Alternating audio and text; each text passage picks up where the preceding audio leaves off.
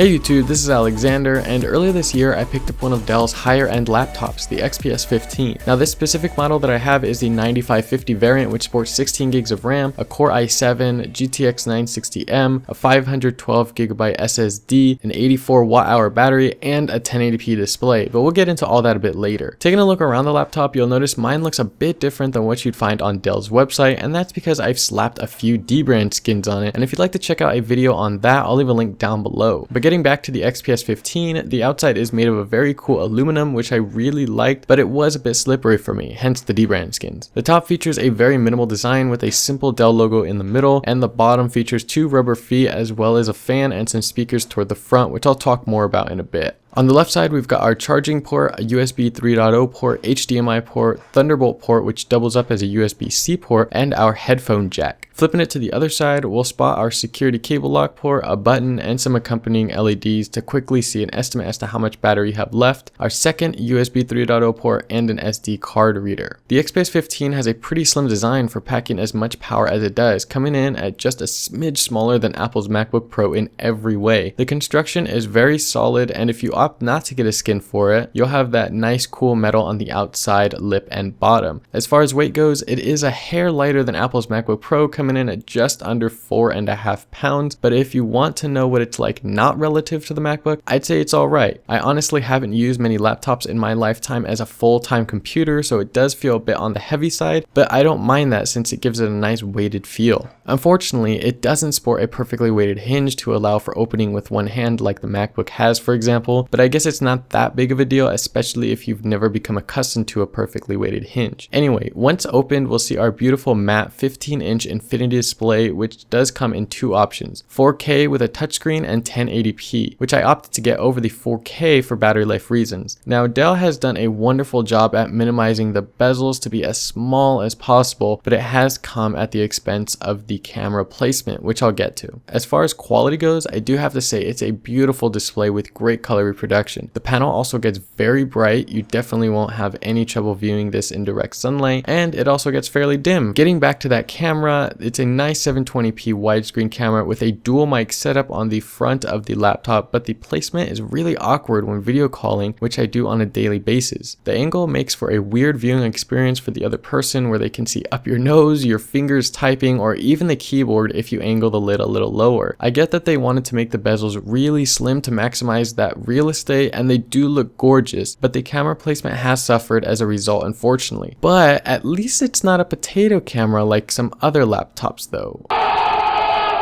Now moving on to that keyboard. The keyboard is actually pretty nice, but has a tendency to pick up oils pretty easily, so a periodic wipe down might be necessary. Aside from that, the keys aren't that deep, somewhere between your typical mechanical keyboard and the MacBook, which is fine for me. I type on it all the time and it feels good. Nothing spectacular here, but it's not bad either. It also features backlighting with two different modes, a bright mode and a dimmer mode that will sleep after a few seconds of non-use. The mouse is also a similar story here. It feels alright with its matte texture, but picks up oils like no other. The upshot here though are the gestures. They work surprisingly well for what I've heard as being a nightmare for Windows laptops. 2 fingers for scrolling, 3 for hiding or showing the desktop, and 4 for notifications are the default, but you can change these a bit in the settings. The carbon fiber palm rest and inside looks really nice and helps keep the weight down, but it's also a fingerprint magnet, unfortunately. So all this stuff I've mentioned is nice, but how does it perform and how is battery life? Considering my model is sporting 16 gigs of DDR4 RAM, a Core i7, a GTX 960M, a 512GB SSD, a 1080p display, and the larger 84 watt-hour battery, I have to say it's pretty beastly, handling everything from the lightest tasks like watching video and document creation, all the way up to heavier tasks like video and photo editing, and even playing intense games like Grand Theft Auto 5. This is basically my one-stop shop when I'm on the go. I need to edit videos, get schoolwork done, video chat, or play some games. While doing lighter tasks, I can get about 8 to 9 hours of battery life, but I'll be honest, I hardly use this machine for lighter tasks. I mainly use it for video calling, video editing, and some gaming. While gaming in Grand Theft Auto 5, I was able to get a little over an hour of battery life, but while editing or video calling, I can get about 6 or 7. Basically, I can get a solid day's or even 2 days worth of battery life on this before I have to charge it in, which I do most nights before bed. I honestly wouldn't be worried about the battery life with the XPS 15 though, unless you're looking to game for hours on end without the charger. The speakers on the bottom of the XPS 15 are pretty decent speakers with an okay amount of bass, but they do struggle with getting loud enough at times. However, with the included Dell Audio app, you can alter the way that they sound as well as the volume. Overall, the XPS 15, despite its few flaws such as the camera placement, oil-prone keyboard, mouse, and palm rest, and absence of a perfectly weighted hinge, the upsides definitely ease that bit of pain. It's quite the beastly package rolled into a beautiful body, and the fact that Dell allows some level of customization regarding the internals to play with the power to price ratio is a bonus. I haven't had a Dell laptop since my now ancient Inspiron 1545, and I am very pleased with what Dell has done here with the XPS 15 line. Anyway though, that's gonna end it for this video. I hope you all enjoyed, and if there's anything that I missed, feel free to leave a comment down below, and I'll catch you in the next one.